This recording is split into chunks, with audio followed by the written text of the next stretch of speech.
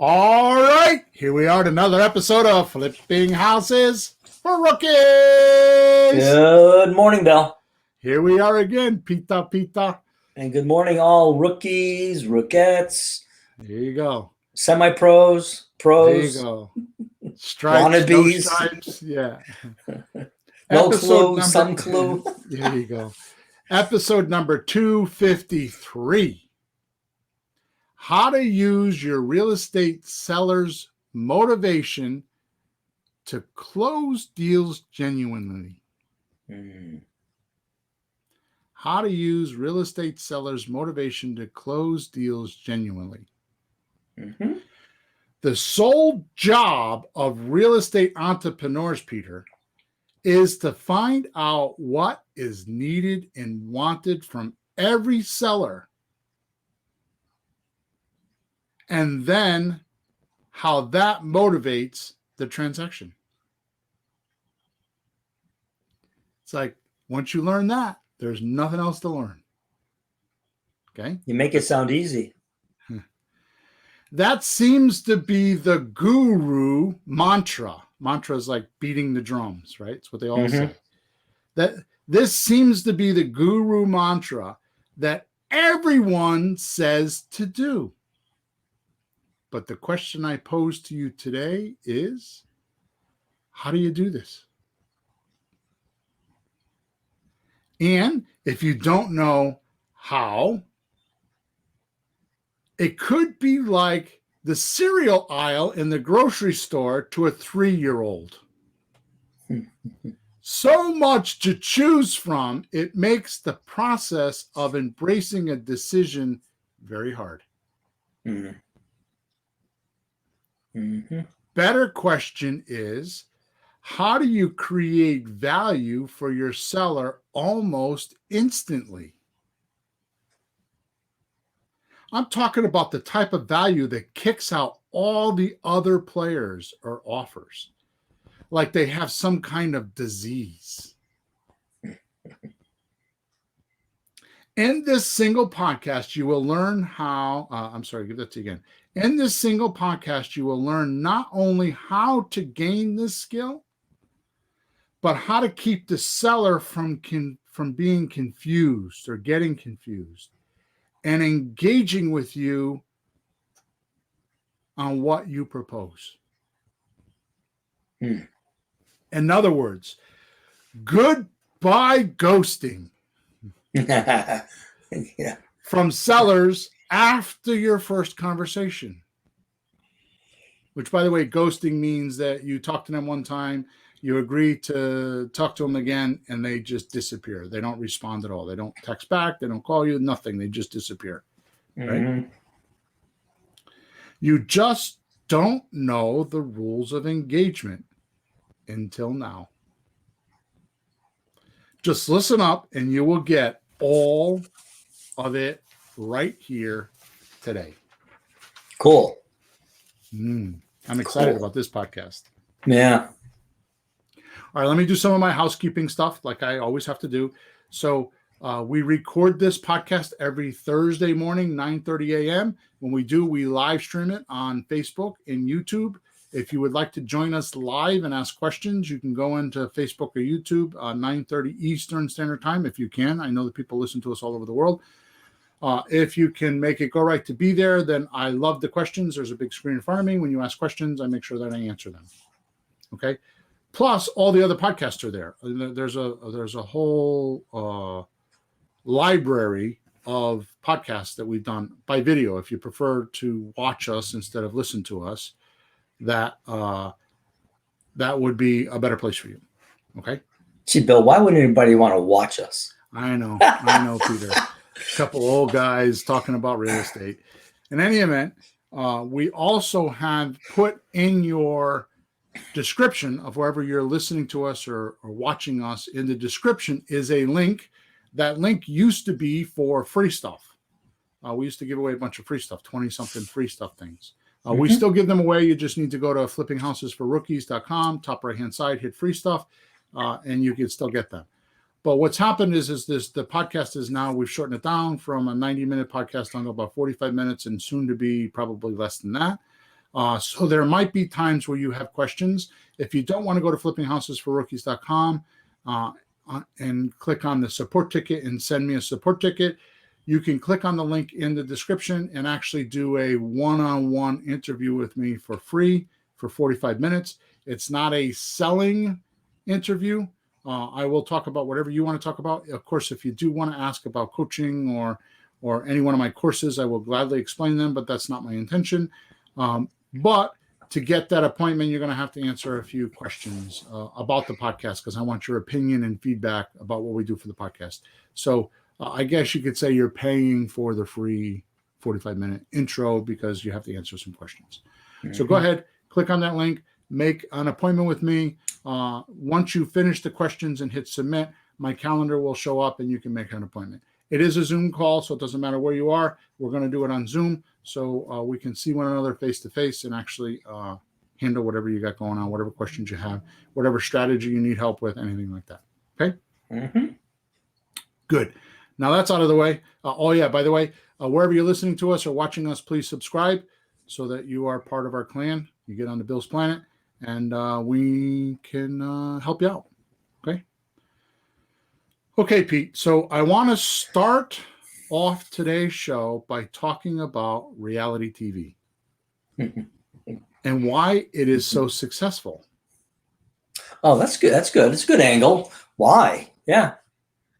Yeah, go ahead. That'd be interesting. Here we go. Conflict and controversy. Okay. Basically, conflict is a series of disagreements or arguments or a clash.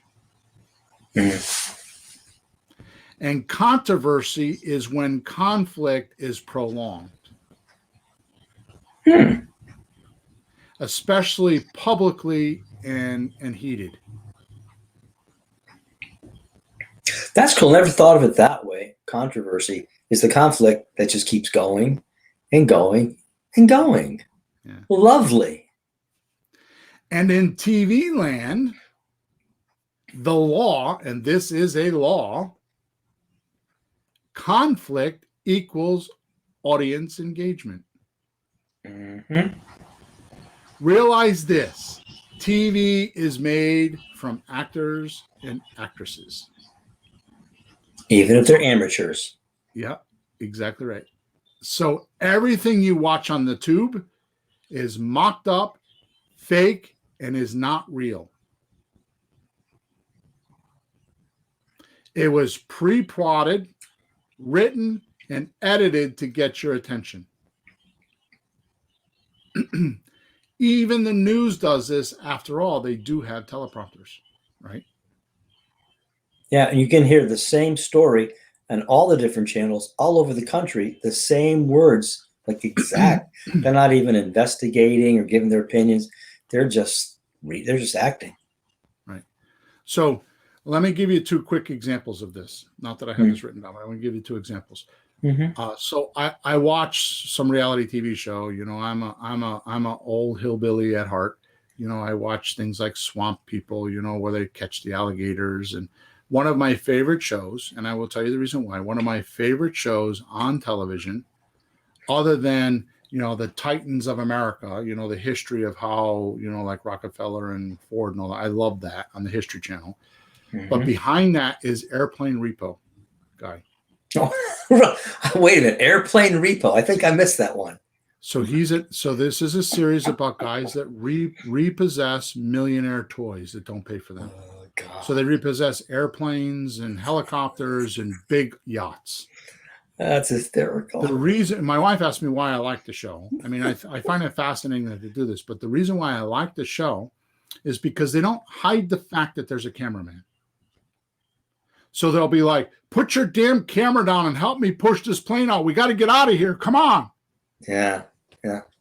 So it's not so much scripted. Mm-hmm. I mean, I'm sure there's edited parts to it, but it's real.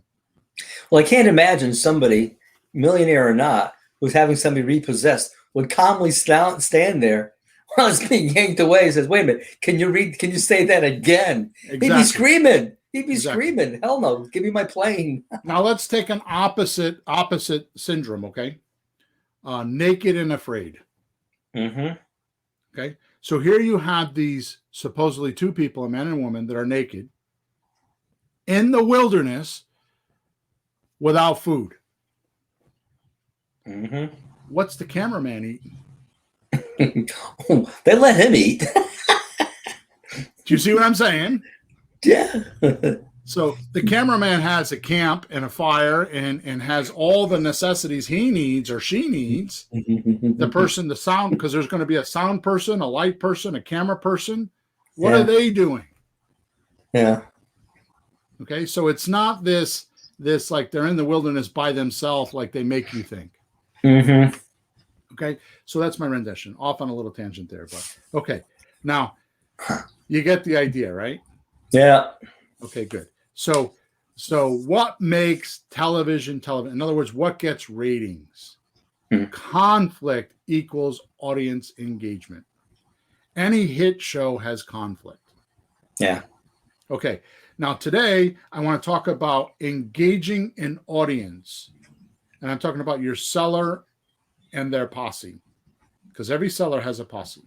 Mm.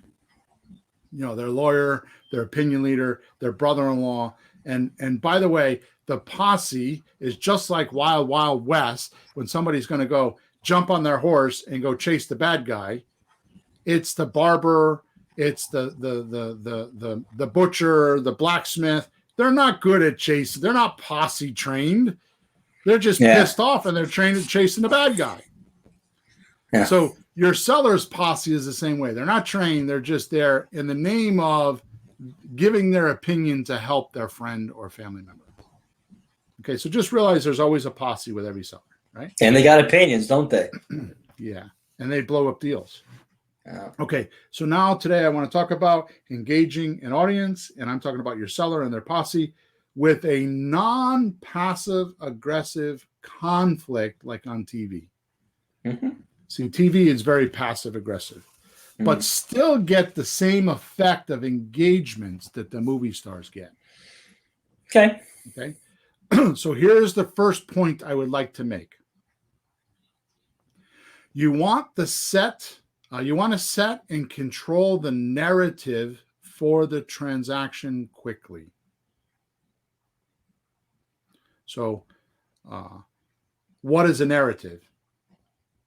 Right? So a narrative is a spoken or written method of connecting events together. Mm-hmm. Almost like a story with a plot or having the main event of the deal devised for a set outcome. So it's predetermined, pre-planned, and thought of before it happens and orchestrated that way. Okay? So we have to be in control of the conversation, not let the owner. No, it's not so much the conversation. It's the thought process. The narrative is the thought process. It's like, what do you believe? So let me give you an example. Yeah. We want to do a terms deal. So the narrative is we'll give you monthly payments until we can pay you off. Mm-hmm.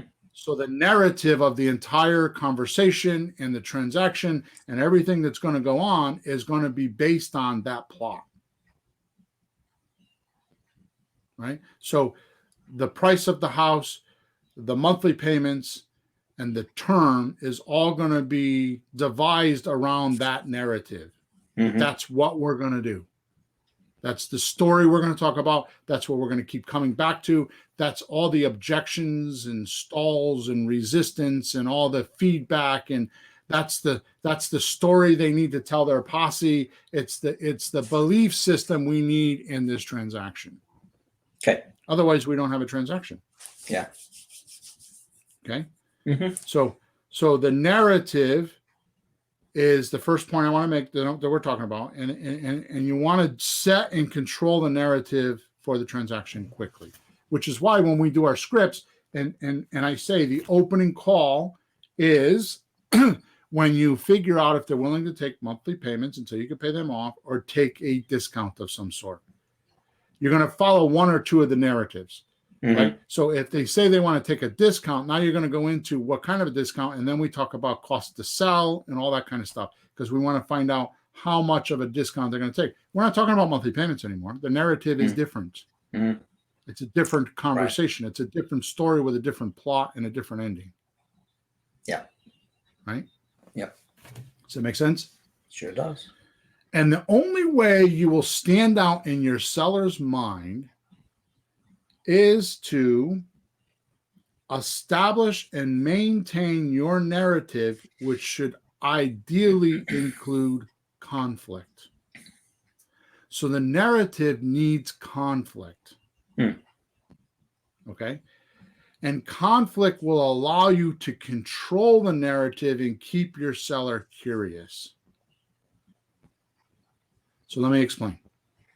Yeah, because that sounds a little bit like you don't want conflict. You don't want the guy being upset about things. So explain how you would do this positively. What I'm referring to is the principle of giving the seller options for thinking differently about the sale of this property. So you're going to give the seller options to think differently about this transaction. See, the seller is only aware, in most cases, of either selling with a realtor or selling for sale by owner. Now, we bring in our conflict by showing them that these are not their only choices. Yeah. But 90%, 97% of the time, the worst way to sell the property is if you sell it with a realtor or for sale by owner. So the conflict comes in with giving the option to think a different way. So what we offer is conflicting with what they usually think with the realtor or for sale by owner. And they go like, what? I love when somebody, like when you're selling, we have a rent to own lease option type thing to sell to somebody, and they find that they can buy it on rent to own. They freak out in a good way, because they didn't know. It conflicts with what they thought. We're going to have to rent again for a few years, honey. So now listen to what you're saying. Listen to the example you're giving me, okay? Because this is important. This is hugely important. The conflict controls the narrative. So what does that mean? That means that you bring up some conflicting data that they don't know about, and they want to continue to talk about it, which is the narrative you want to have anyways. Yeah. So they're not conflicting with you. You're not conflicting with them. You're conflicting with an idea, but you're offering them like something better in that.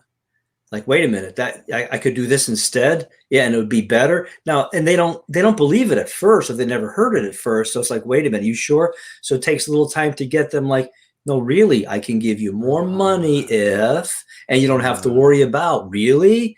And they're going along. So it's like you're fighting this other enemy that they're happy about. Exactly right. Podcast done. I'm happy. Okay, good. Your job as a real estate entrepreneur is to find out why the seller all of a sudden is selling now. Excuse me. Now listen to this. Then stretch the seller's mind with the new ideas that you can have, or that you have, or can propose to them on how they could sell this house differently. And then, like I said before, their mind would never reclaim its original shape. In other words, once you educate them, it'll never go back to the original shape. So when it comes to selling this real estate property, they have this information you gave them, and now they're talking to their realtor about it. They're talking to their attorney about it. They're talking to their accountant about it, because you stretch their mind. And it's like a balloon. You blow a balloon up and it doesn't go back to its regular shape when you let the air out, right? Yeah. It's never the same. Right? So what matters here is you give them a choice they had not considered until now. You know what I like the way you do it? You don't say, you should do this instead, or like, you could do this. I like when you say to the guy, well, what if we did this and this, right? It's like Or, really, really gently, like what if, or what else you do? What? Or what you probably don't know is called, I've been trained, you know that I'm a professional speaker. You know that because you were trained the same way, and we have no problem with standing up in front of a crowd and speaking and all that kind of stuff. But I was trained as that back in my early days. Yeah. I learned how to sell in a non-selling environment. And what I was taught is what you do is you tell stories of how you helped other people with specific situations that the audience itself might have. Mm-hmm. So I would stand up in front of a room and I would say to them, I once had a client and I did blah, blah, blah, blah, blah, blah, blah, blah, blah. And it's similar things that the audience that you're speaking to. So in other words, you match your message to your market. Mm-hmm. Would have those type of problems. Yeah. Right? Yeah. Like, for example, I might stand up and say, I had a coaching client one time, and he had this customer that wanted this much for the house, and here's how I helped him, and he bought the house. Yeah. Now, what happens when you're in an audience and you're speaking on stage, people will come up to you after you tell these stories that were nonchalant, by the way, type stories, right? They weren't meant for anything other than to tell a story, because stories are the best way to sell anything, right? Or describe anything or teach anything. Mm-hmm. They come up to you at the end of the show and they say, can you do that for me? Mm-hmm. So just like what you're saying, the other way that I do it is I tell a story of someone else that's in the position they're in, that the seller's in, on how I helped them. And you've heard me do that too, because I'll either say to them, did you ever think of this? Or maybe we could do that. Or did you ever consider this could happen? Or I'll just say to them, one time I had a seller that was in the same shoes you were in, and here's what I did for them. Yeah. And I tell them the story. And it automatically gravitates, it's believable, and it automatically gravitates them to, can you do that for me too? Yeah. Okay. So what matters here is you give them choices they had not considered until now. This is the type of conflict I speaketh of today, without the drama aspect. Right? All right. Let's throw the dart right at the bullseye now, Peter. And let me show you what causes motivation. Mm-hmm. Now, I know you know this, but I am going to present it to you. This next part, I am speaking to you, Peter the Rookie, because I know you know this. I know you've taught this, but I am going to hopefully enlighten you on a subject you already know. That'd be okay. Seriously. I'm serious too. So the last thing we need is, I know it all. You don't tell me anything. I already know it all. Hey, right now, this podcast just turned into a bunch of people listening to us, to you and I having a conversation. Okay. So here's what motivates a seller. This is the only thing that motivates a seller. So please listen to this, because it's too freaking simple. And I know this because I've done this in my last couple of weeks. I've done this with 2 clients in my private coaching, and they actually said to me, oh my God, I've been doing it wrong all this time. I actually get it now. Wow. Okay. And these are the guys that are always asking me for my sentences and how do you say this and how do you say that? And they actually told me that once I explained this to them, they no longer needed to worry about that. Yeah. And here it is. What motivates a seller? It's most commonly called a ruin.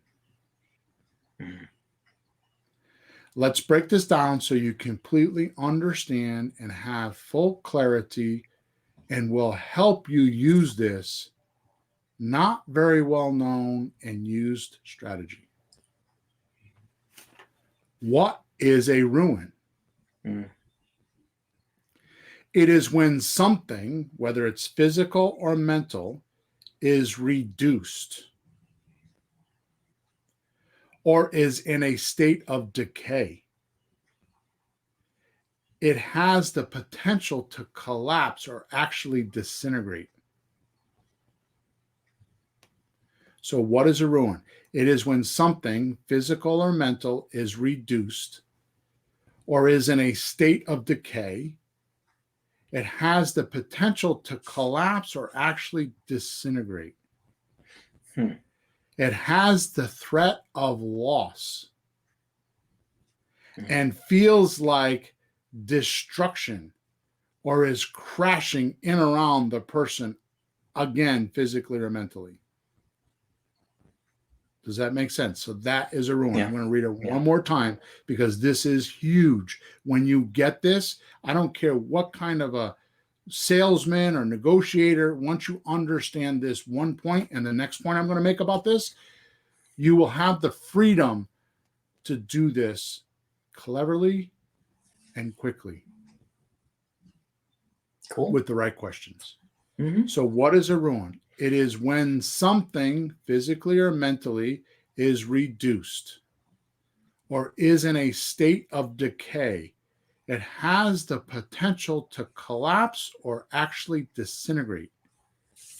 It has the threat of loss and feels like destruction or is crashing in around the person, again, physically or mentally. Mm-hmm. All right, now watch this. At one point, this property, this piece of real estate, made the seller happy. Mm-hmm. They bought it, right? Mm-hmm. There was a feeling of pleasure and contentment. Mm-hmm. It was a good thing. It was a positive thing. It was a growth or expansion. It was a favorable part of the seller's life, and they welcomed it. They were excited about it. Right? Oh, yeah. But one day, something happened, and they suddenly became unhappy with this property. There was a reduction of happiness, a state of decay of the happiness. Feeling pleasure about this real estate was gone, and it was disintegrated. Mm-hmm. Or there is now a major struggle within the seller's mind. There's a lack of harmony and affinity or liking of this property. You get what I'm talking about here? Oh, yeah. And I am here to tell you today, the sooner you can find these ruins, the faster you can go into ultimate customer service mode and help your seller become happy again. So they were happy. Let me recap. They were happy with the property. They were excited to have it. Something happened. You know, they got a divorce. They lost their job. They got a transfer. I don't know. There's so many different things. They're behind on payments. They lost their job, like I said before. And what happened was the property all of a sudden is reduced in value in their head. It's no longer what they want. Or there's a state of decay. They're starting to see that they're making monthly payments. Like if they got remarried and now they got an extra house and they're making monthly payments, there's a decay of their checkbook. Yeah. Right? It's like what they wanted the house for is disintegrating. They no longer need that thing. You know, it's kind of like this. You haven't eaten in 5 days. And then you eat a meal. Mm-hmm. So what disintegrated? The hunger.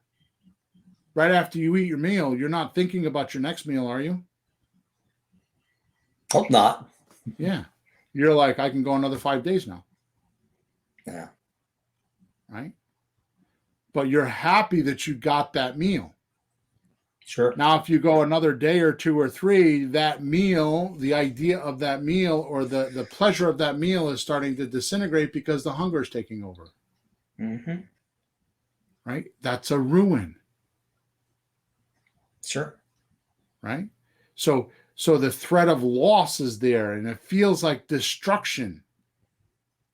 Right? Whatever's happening with this house, the situation that's making this house a problem, feels like destruction. Mm. So you're frantically thinking about, how can I reverse this dwindling spiral of destruction? Because real estate's not like one of those things where you could just walk away from. It's not like your car and you go to the dealership and buy a car and you get a loan. Mm-hmm. And then you lose your job and you're 2 months behind the payment and you bring the car to the dealership in the middle of the night and leave the keys in it and walk away. It's not like that. Although you're not really walking away with the car, but people do that, right? Mm-hmm.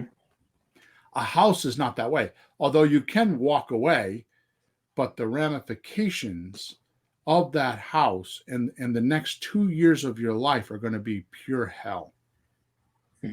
Because it's just not going to go away.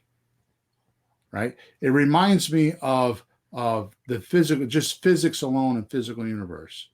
It's like, once something's created, like a piece of paper, it never leaves this universe.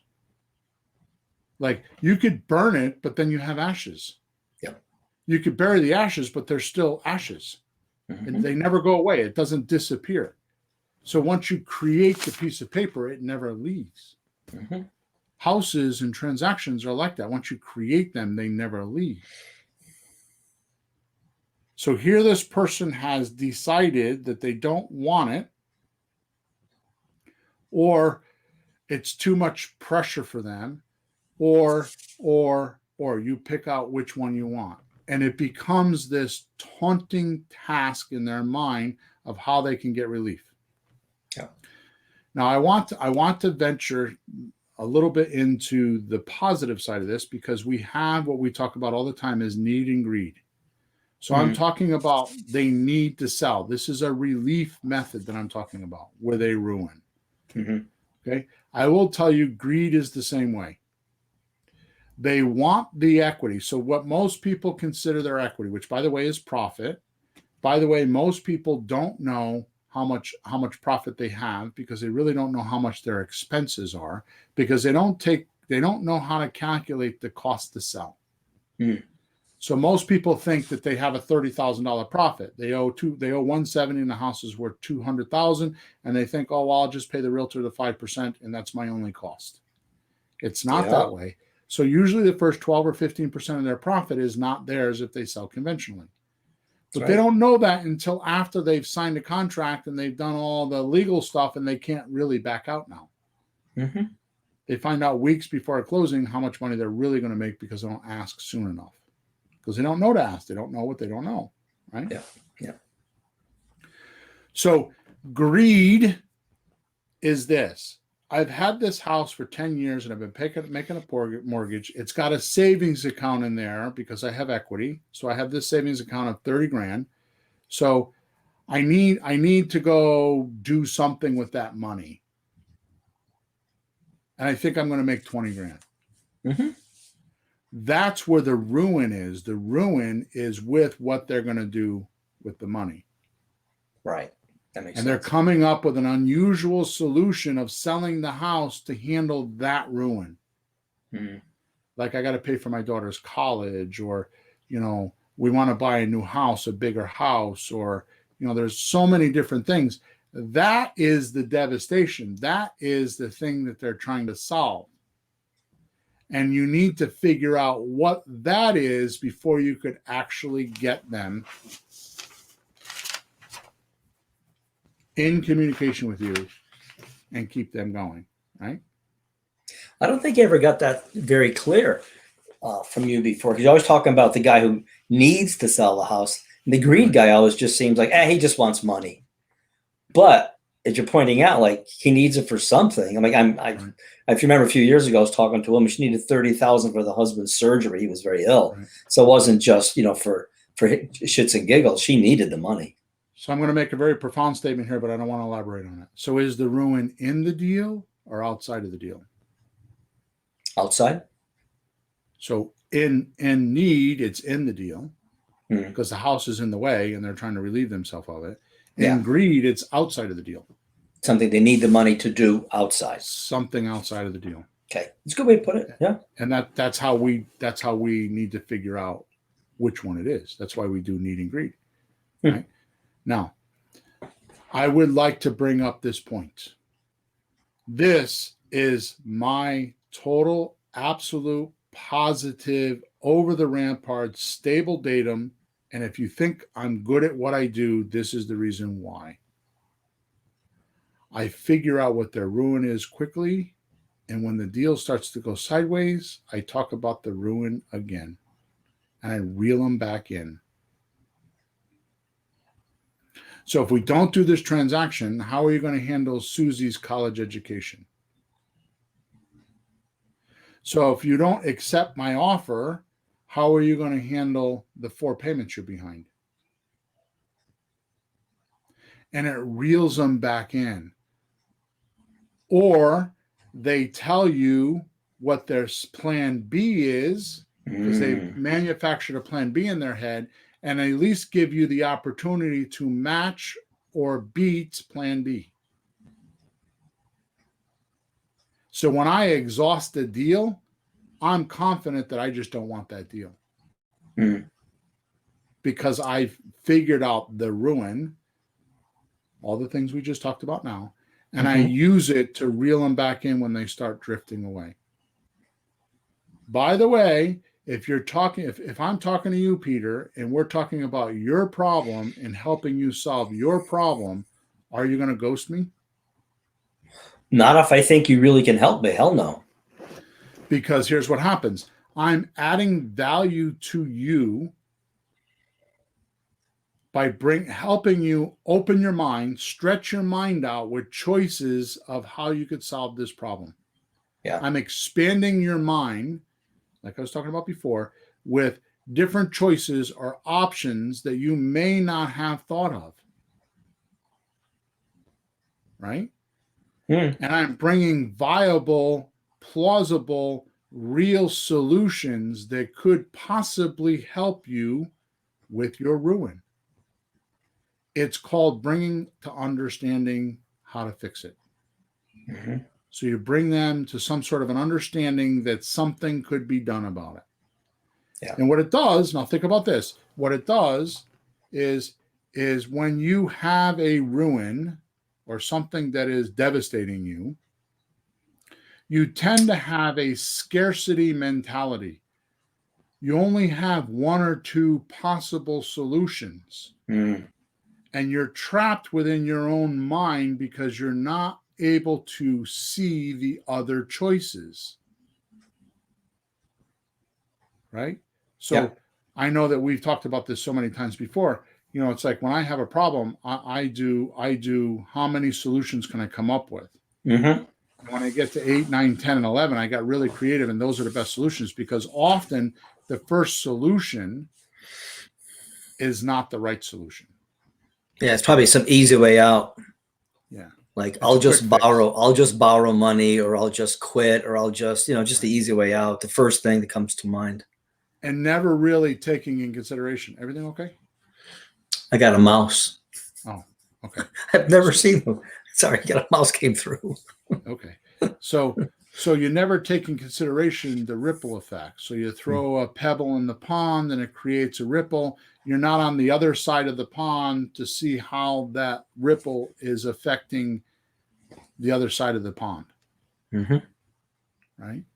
Yep. So you never took that in consideration. So what happens is when you come along, the ultimate customer service is actually getting the seller to look at this problem from a different angle with different information, different possibilities, different choices. And if you do this correctly, one will resonate and they'll stick to you like glue because nobody else has done that for them. What would you say about really finding the person's problem, because doesn't it have layers where as rookies, we might take the first thing the person complains about and thinking, oh, that's it.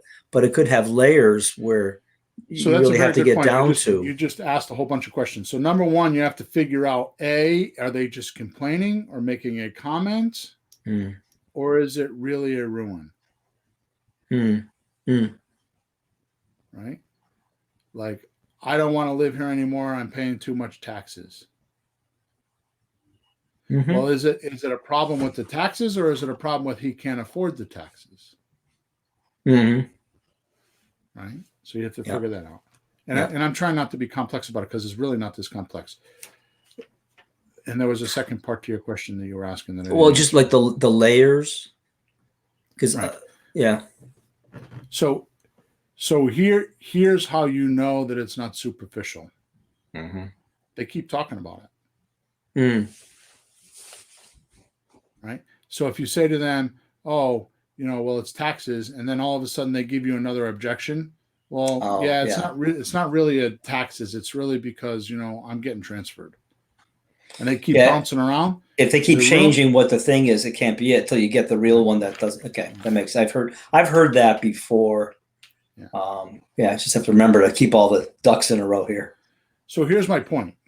You don't need to have all these fancy sentences and be a deologist, a strategist with all the different types of deal structuring. When you find the ruin and you actually intend to help them, you will learn too. The deal will unfold and you will learn from it too. The two of you will work at it together. That's when I say, don't build a bridge from your product to the customer. You build the bridge from the customer to your product. That's what it means, is you walked on the other side of the table, or you went to the other side of the river, and you help the customer build a bridge to you or to their solution, and you go through it together. And that's where my experience comes from, is walking across that bridge multiple times with multiple people with multiple solutions. And you don't need to be a know-it-all. That's a false datum. Right.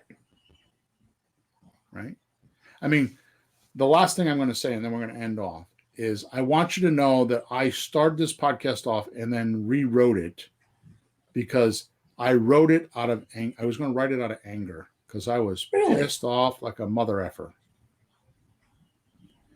And you know me, I don't get, I rant, but I don't really get mad. And I was in my networking meeting, and the banker is telling people that when they in today's environment, because it's so much competition, you need professionals on your side. And he named the attorney, he named the realtor, and he named himself. The mafia. Right? Which made me think we need to do another podcast, because the original podcast we did was episode 90. Don't deal with the real estate mafia. We're going to do another one of those pretty soon, because I want to do a new version of it. But the point is that he is entrenched in myths and disbelief. The only pro in that room to do this was me. And he didn't even recognize me, because I could go into a house and do all the things that I'm talking about right now. Because here's the thing. Most people, when they're selling a house, don't need money. Money's down on the list. Of course, they want their money, but that's not the number one reason for selling. Everybody doesn't want money. Right. They want the money to solve some of the problem. They want the problem to go away, but the money is just the route or the conduit to solve the problem. Yeah. So what I'm saying is I'm arrogant enough to say that I could do a much better job than a realtor and a banker, because first of all, they're working on multiple deals, which is fine. But more importantly, they don't even know they're entrenched in a system that doesn't solve everybody's problems. Yeah. It's a one size fits all. Yeah, but do they care? They don't, because they just go by volume. Which if we go into the real estate mafia, the only reason why they're there is to get their fees. The banker that was speaking, the only reason why he would do a transaction is to get his commission. Mm-hmm. I go in houses and I know that I can't buy every single house. I do a presentation, and every time I walk away, I know I've delivered abundance to that person. They remember me. As I talked about in episode number 251, I talked about stretching their mind with choices. Yeah. And it doesn't ever go back, like we just talked about a few minutes ago. Their mind never goes back to its original state after I leave them, because I open their mind up to other ways that this could be done. Now, maybe it's not what they want to do. Maybe they feel it's uncomfortable. And a lot of them feel like because they have never heard of it before, and it's not the narrative of the herd. Yeah, it's not the narrative of the herd. They don't trust it. Yeah. Okay. You're outnumbered. Yeah. So in final, it isn't the investor's training on deal structuring or memorizing magical sentences like most would think.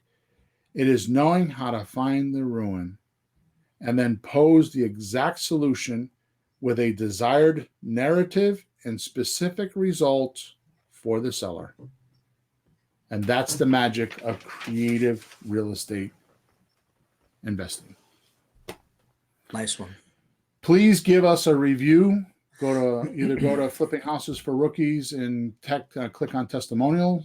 Please leave us a testimonial. I'm trying to hit over 100. We're close on that page. Please subscribe to us if you're listening to us on a podcast channel or in Facebook or in YouTube. Make sure you click on the link in the description and help me with feedback. Give me some questions to give me answers to a couple questions I've asked you, because I'm really trying to tune this podcast up so that you get the most out of it. Because believe me, I don't need to do this every week, and neither does Peter. We have other things to do. We're here to help you. So we want to do the right things. We're not here just to hear ourselves talk. 253 episodes. We've heard ourselves talk. We're good. We want to help you. We want to stretch your mind and help you think independently and better. Okay, so please go fill that survey out. And if you so desire, get a one-on-one interview with me where we spend 45 minutes on a Zoom call and I go over whatever you want to talk about. And it's not me trying to sell you anything. We could talk about that, but it's not intended to do that. Okay. And lastly, tell your friends about us. Email somebody and let them know that we're here if they're interested in real estate, creative real estate investing. Okay. With that said, have a great week, and we'll talk to you next Thursday. Over and out.